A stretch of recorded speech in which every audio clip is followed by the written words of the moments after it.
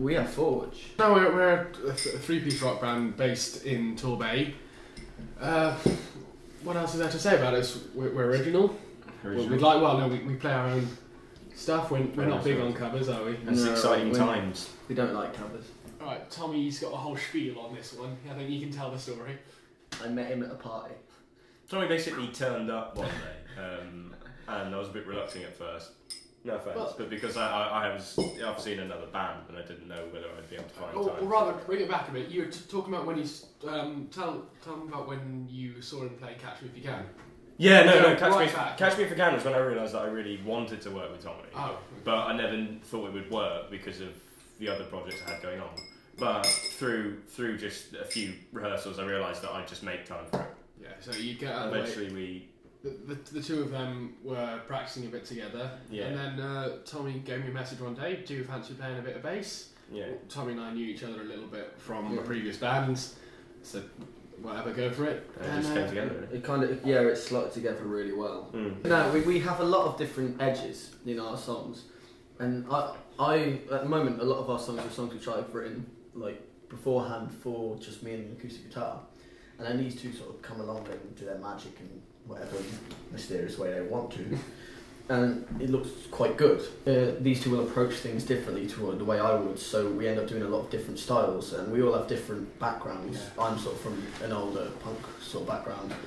Jimmy is, correct me if I'm wrong, quite classic rock. Yeah. And Morgan sort of joined the same band I was in, but when it was sort of changing to a pop background. Yeah. So I'm more of a rock background than a pop background. But yeah. But I think the thing about most three pieces is that 2/3 of the band are rhythmically based, like the bass and drums. So you're going to expect a lot of sort of if they're not just going through the motions, you're going to expect a lot of sort of syncopated stuff, which is you have to be quite creative with rhythms and so on. I mean, it's about all different play styles. I mean, Tommy obviously being classic punk rocker style, you get up straight away, does what you can. Yeah. Jimmy's Tommy takes care of the melodic, songwriting side of it, which I think is brilliant. But I think we're trying to fuse it with different styles. Kind of like a sandwich. I'm the meat.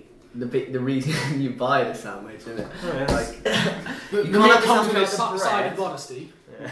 Kind of bread, and then of course you've got the butter just to it cements it in, so it's a good sandwich. I suppose the best way to phrase it would be Tommy comes up with the meat and bones of the songs, and Jimmy and I put our different play styles on it. Jimmy is very methodic. He plans everything. I think it's because I'm quite a visual person. You're a visual learner, aren't you? One thing I find with it is it's very easy for a lot of my songs to sound one-dimensional, whereas when these two join, there is a list of different things you can add, and sort of Morgan's very tasteful with his playing, as is Jimmy. They're not what you consider selfish musicians, which is I think our strong point. Is none of us are trying to be the next big musician in our field. We're just trying to be a part of something. And if we come across phrasing it, if we come across as selfish people, it's not intentional. Yeah. A lot of it is just we just like having a bit of a laugh, and we are quite good mates. Well, I suppose you just have to. What we've been saying so far is alternative rock, lo-fi, raw. Yeah, it's got lots of different. It's got a bit of punk in there, but wholesale, I'd say alternative rock. I mean, there's a very small pop element in the sense. There is, yeah. We try and go for a bit of a hook. A lot of the time, we sort of brand ourselves and sort of say this is we do very punky stuff. But the thing is, to a proper cult punk fan or musician, we do a lot of things which are kind of against their creed. We will have a synth, we will have something that's not guitar, drum, or bass. But at the same time, we're not doing these things for the sake of doing them. We're doing it because it sounds good, it works within the song. We're not sort of adding elements of dubstep so we can be a part of that scene. So we're not doing it for the sake of trying to hit as many bases as we can. Say, we're trying to get as many people.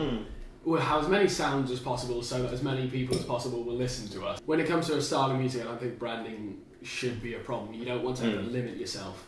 Exactly. We kind of step away from the stereotypical stuff, and we try not to be the next band who's trying to be Metallica. I think if you try and model yourself on an already famous band, you can already say it means you will never get further You'll only ever be a poorer quality version of a band. You'll never be a better quality version. It's like if you model there are hundreds and thousands of bands who are kind of very similar to Led Zeppelin and bands like that. Don't get me wrong, I like Led Zeppelin, I like bands like Pink Floyd and all this, but even sort of at a higher class, such as The Answer, they're very much like Led Zeppelin. What's the difference between you typing in on YouTube The Answer or Led Zeppelin?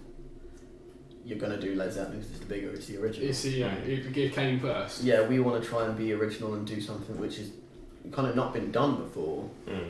But it doesn't necessarily mean we have to do technically weird things, we just have to make our own sound. Alternative rock is the short answer. Me and Jim have a big connection with Free Talent. Yeah. My favourite band. Me and Morgan have a sort of big connection with the Gaslight Anthem. And AWOL Nation is kind of a big band favourite. It's a new one. It's a new one. I think it's coming into our mix. I think what it is we've all got a very not bigging myself up. It's just what our opinions. We all have a very diverse music taste. So there's a lot of different elephants coming in. Different elephants. Oh, sorry. One thing I think we can probably universally agree on is I don't think any of us are a big fan of the whole, the club scene of doof. No, it's mindless.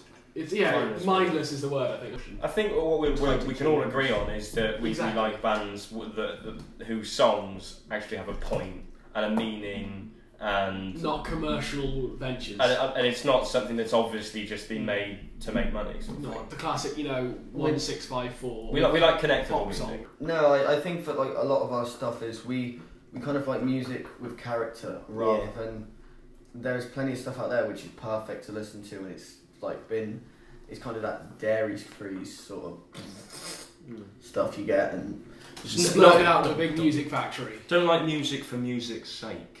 Of trying to become, I think we want to make music for everyone. We want to make music which people can relate to, which they can go home and think, oh, I've had a terrible day, I want to listen to that, I've had a good day, blah, blah, blah. That sort of music people can dance to without having to sit in an audience in a chair thinking, oh, well, that's a very nice lick. I can't believe he's figured out how to do that. Exactly. Yeah. There is that thing that, like, just before the Ramones came out, there was a lot of rock music which was very solo based and it must have a long solo. The song must be like 9 minutes. And then the Ramones kind of came out and went, well, this is dire, and it. Let's just do three chords. These things come in cycles, don't they? Really. And we are that similar type of group. We are let's just do it loud, not do. Time to get big. Anyway. Frankly. See, it's quite nice to be in a group with people who do aspire for that. Because a lot of the time you join a group and people they try to be too realistic and go. I've given up caring how stupid I sound when I say something like that. It's my dream. It's what I want to do in my life. So it's what Jimmy wants to do more than anything else. Well, it's like as these two know, I will play to anyone in any town in the world which will let me. So providing they will like. That's what we've seen in my studio work. But I don't mean get big from the perspective of I want to get big just to be famous and stuff. Yeah, it's not fame for fame's sake. You want success, not fame. Yeah, because I want people to relate to my music in the way that I've related to my bands like Billy Talent. My idol sort of music. There's like that everyone. I think we all want to make a career out of it and live with it. But at the same time, obviously, it's these recognition. It goes deeper than that. You want to be the band which the young sort of emotionally scarred kids are listening to.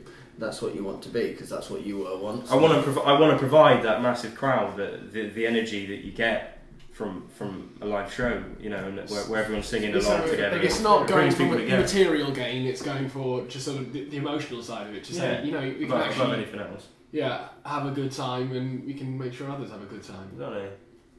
Check it out. Come down, watch us. We've got a debut EP that's in the process of being released. It's all at the moment all free to download.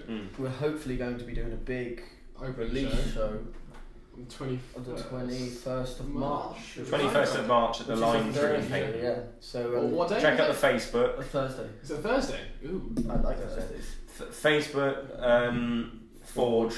Band. Type in Forge in capitals.